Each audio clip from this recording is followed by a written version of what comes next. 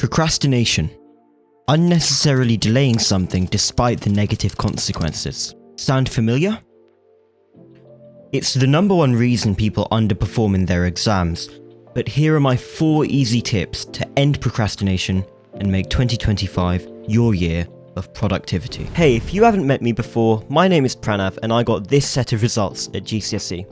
Let's take a look at a daily routine. You get home from school around 4 o'clock and you're tired from a full day of work. Instead of flopping onto your bed, you do something mentally stimulating. You could play a video game, or practice piano, or go outside. Find something you like to do that keeps you focused. It's 5 o'clock now. You stop whatever you were doing and look over what you covered in class that day. You get out some paper or Word document, and you make a condensed set of notes which you can quickly look over before an exam to refresh your memory. Once you're done with that, you make a Quizlet set to convert your notes into flashcards. The act of creating flashcards in itself is incredibly useful for long-term memorization. All in all, this should only take about 30 minutes. You've finished making the flashcards and it's around 6 o'clock. Instead of forging ahead with more work, you go downstairs and take a 15-minute break. You could make a hot drink or go outside. Once your break's over, it's time to go back to your study space and go over prior content. You could use those Quizlet sets you just made, but my favourite method is doing past papers and practice questions. I know a lot of people don't recommend this, but I am a huge fan of listening to music while you're studying. Following this routine has really helped me as I've started year 12, and I reckon it can help you too. You're in the middle of some work and your mind begins to wander. I can't be asked to do any more work. I've been working for ages. How much longer do I have to do this? When can I stop? You've been working too long. Let's look at a graph. As you work for longer and longer, you gradually lose focus and become less productive.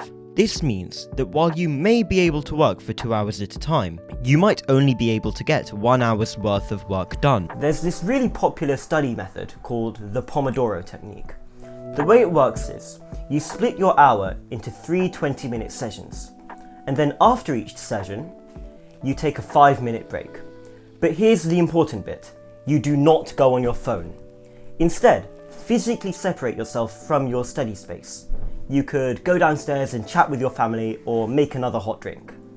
By the time you've come back, you should have gained enough focus to get back to working at 100% productivity. Some people do feel that 20 minutes is a bit short, so feel free to dial it up to 25 if you feel you can handle it. Distractions.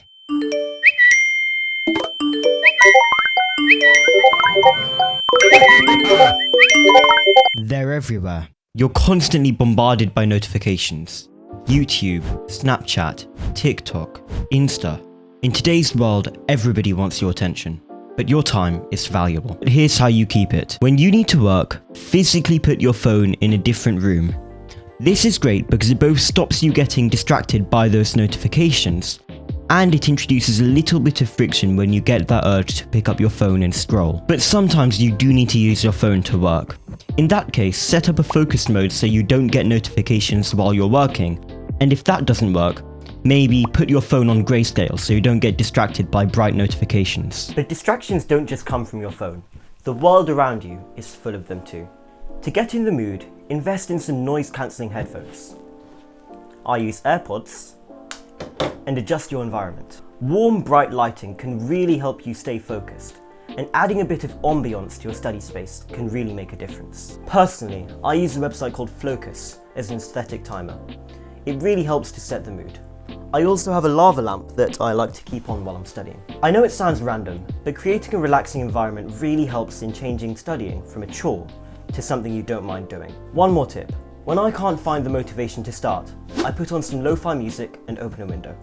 It's like giving yourself a push in the right direction and giving yourself that little burst of motivation you need.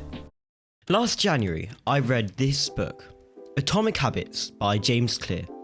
My number one takeaway from that book was that the best way to build new habits was called habit stacking, attaching new habits to existing previous routines. A few ways you could implement this could be looking over your notes while you're waiting for the kettle to boil, or doing a Quizlet set while you're waiting for the bus.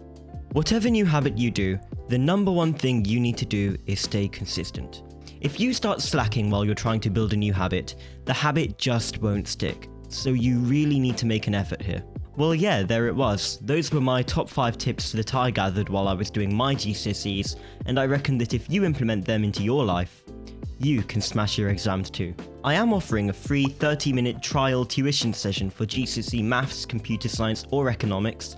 If you want to try that out, hit me up on my email, I'll pop it on screen now. Thank you so much for watching. It's time to lock in.